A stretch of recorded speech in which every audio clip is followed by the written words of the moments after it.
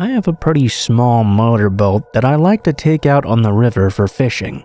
It's not a very fast boat, but it doesn't really have to be in order to catch fish. Fishing was my favorite thing to do, and I always liked to do it alone. There were also times I would do it late into the evening and spend the whole night out on the river. It was just what I found to be the most entertaining. This was a late summer day when I decided to go out and fish yet again. It was around the time when there were less boats out on the water, either because people had gotten tired of it already or because it was not hot enough for them to be out still.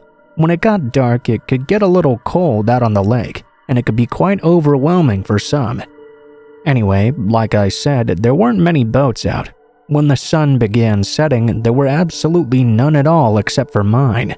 I decided I wanted to stay out on the river though. I really liked the solitude. It was nice and peaceful. Right when it was getting fully dark, I was moving further down the river. I was going towards a part that was a little slimmer shore to shore. Even though I was alone, I began getting these weird feelings that someone was watching me. Due to the weather drop, a foggy mist had begun forming on the river. It was quite an eerie thing to experience, and it increased that creepy feeling of me being watched. I kept on looking over to the shores, which were littered with trees and shrubbery. I kept expecting to see a figure standing there, but as the sun was still going down, I didn't see anything.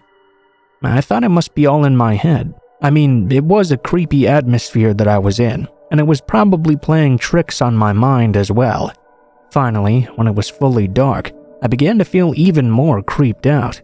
At that point though, I couldn't see anything on shore unless I used my spotlight on it, even if I wanted to. It was dark for a little while before something did finally catch my eye. There was a brief flicker of light on the right shore. It wasn't like a firefly or anything like that though. When I looked over to it, it was clearly the signs of a flashlight. It appeared someone was flicking it on and off, pointed right over towards me. Before I even had a chance to be worried though, I caught another flashlight flickering on the other side of the river. Looking over there, I noticed multiple lights flicking on and off. My anxiety began to rise very quickly. I took my spotlight and shined it over where I saw the lights flicking. I noticed more than one person moving silently along the side of the shore. They were hiding behind trees while flicking their lights towards me. I couldn't tell much about them, but they all seemed to be wearing camo for some reason. They were definitely shining their lights at me specifically. Looking on the other shore, I noticed the same thing. At this point, I began to get really scared. As I was going down the river, they were doing their best to keep pace with me. Whatever they were up to, I couldn't imagine it would be anything good. It was so creepy. All I wanted to do was get going. My boat wasn't fast, but it could definitely go faster than I had been going. I put the boat up to full speed, doing my best to get back to the dock that my truck was at as quickly as possible. At first, the lights on the shores kept following me. They were definitely focused on me specifically. I didn't want to find out the reason for that. Despite my boat's slow speed, it was easier for me going down the river water than it was for them to walk throughout all the shrubbery and stuff. Still though, I noticed there were tons of lights on both sides of the river. They kept flicking on and off, and it made me realize there must have been more than a dozen people out there chasing me. It was terrifying, but I was fortunate to be going with the flow of the river, not against it. This helped me to eventually be lucky enough to outrun them. Eventually, the flickering of the lights was way behind me. I got to my dock and tried to load my boat on my truck so I could leave. I was creeped out the entire time though. I kept expecting someone to jump out at me or something like that. I kept searching around, seeing if there were any more flickering lights out there. I didn't see any as I got in my truck and took off towards home. I didn't feel comfortable until I was back on the main road. I often still fish in that area, but now I always leave before it gets dark. I have no idea what was going on that night, but I think I'm pretty lucky I didn't really have to find out.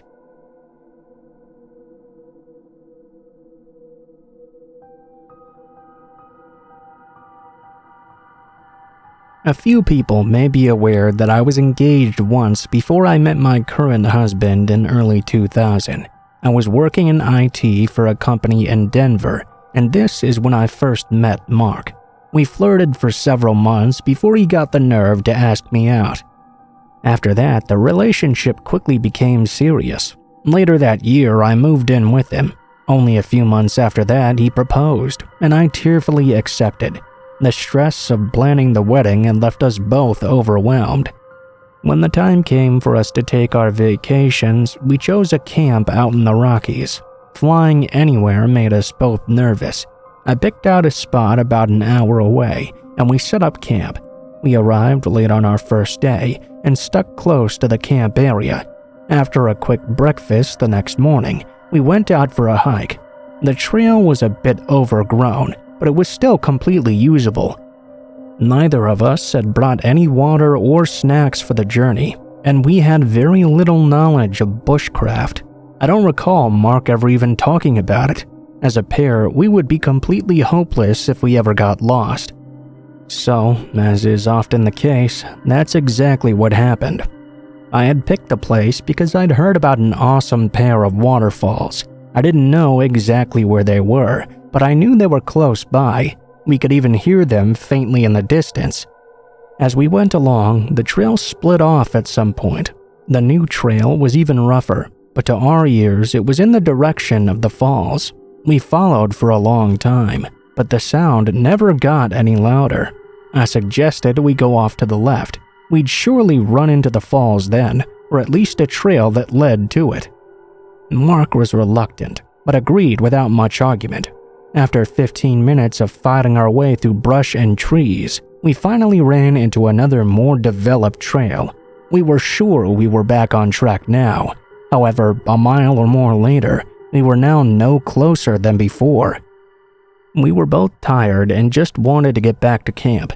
We turned around and followed the trail back a few miles. The assumption was we'd eventually run into the original trail that led back to camp.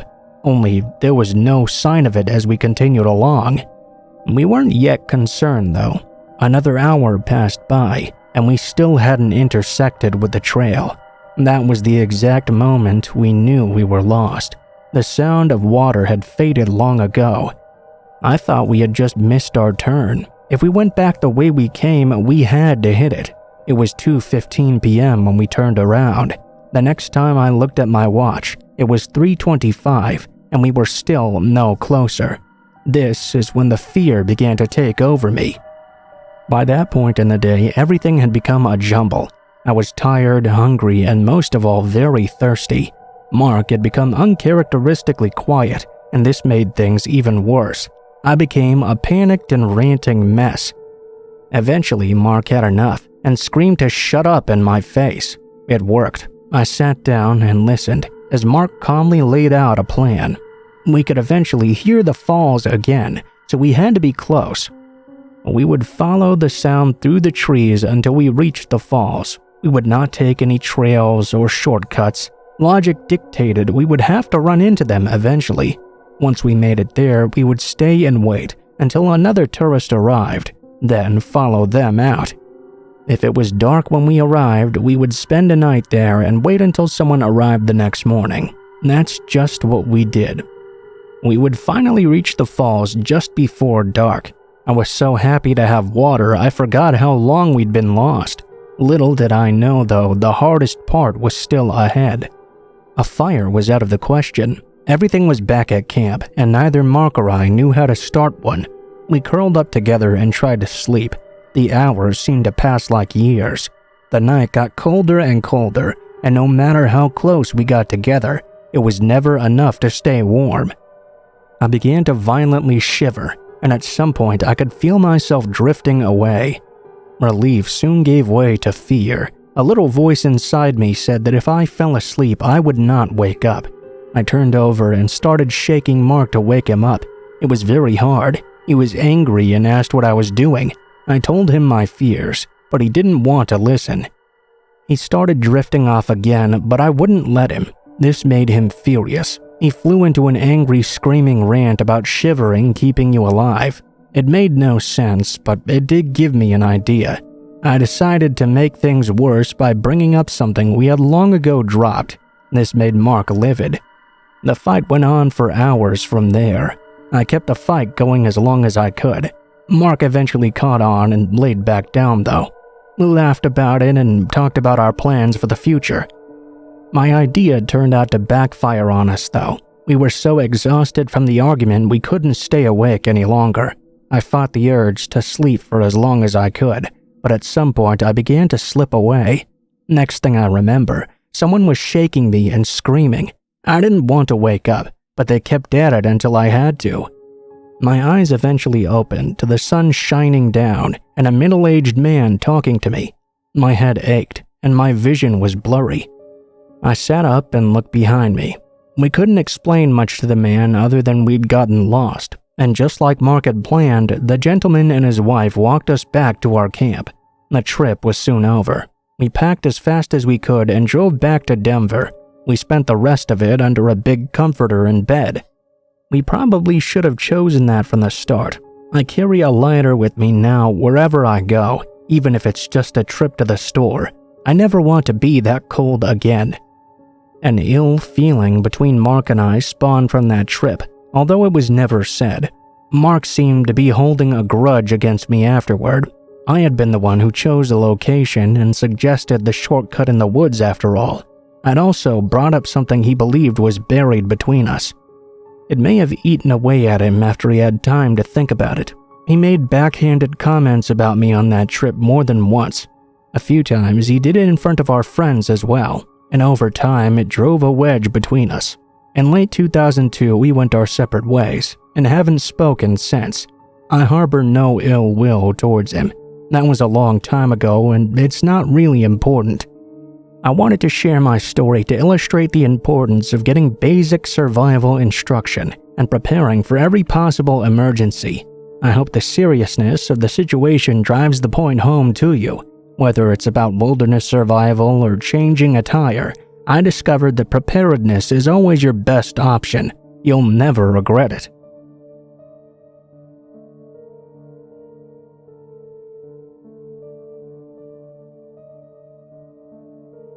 Just yesterday, my mother and I received some news we hoped we'd never get.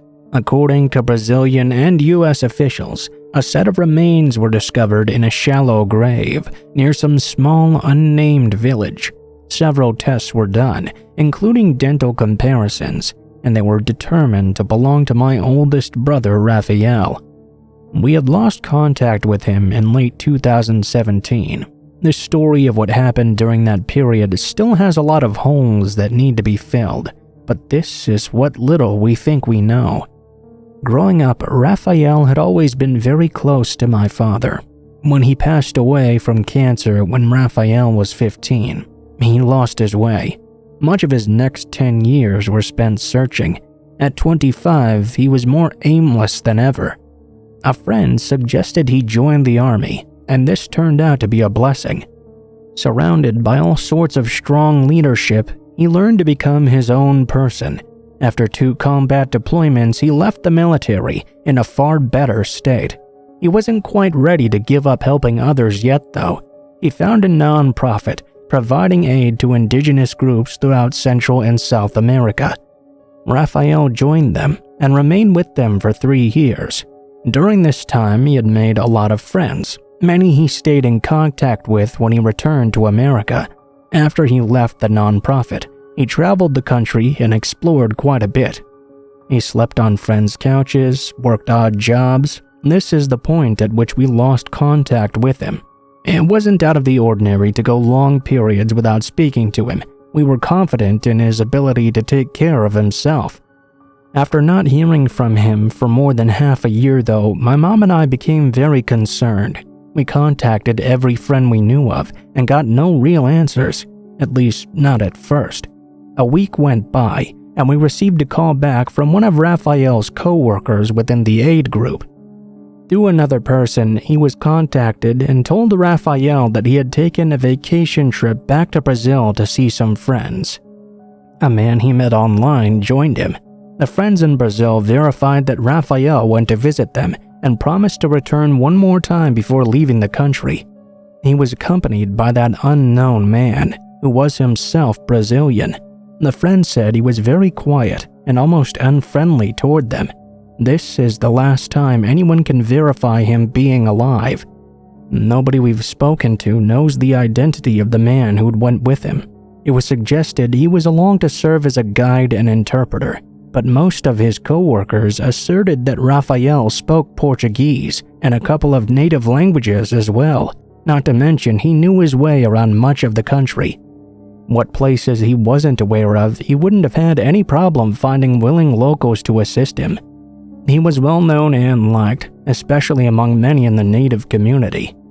And that's about the extent of what we know for sure happened. We're grateful to the authorities here and in Brazil for all the effort they put forward to bring Rafael home to us. That said, I can't say I'm happy with the result. To date, very little is known about how he lost his life. Cause of death is ruled as undetermined. My only hope is the unknown Brazilian man will soon be identified, and he can fill in all the empty spots that currently exist. I'm afraid to say that until then, we're left with far more questions than answers. I want to thank everyone who helped us in our search and provided the information needed to discover his body. Should any updates arise, we'll be sure to share them with you.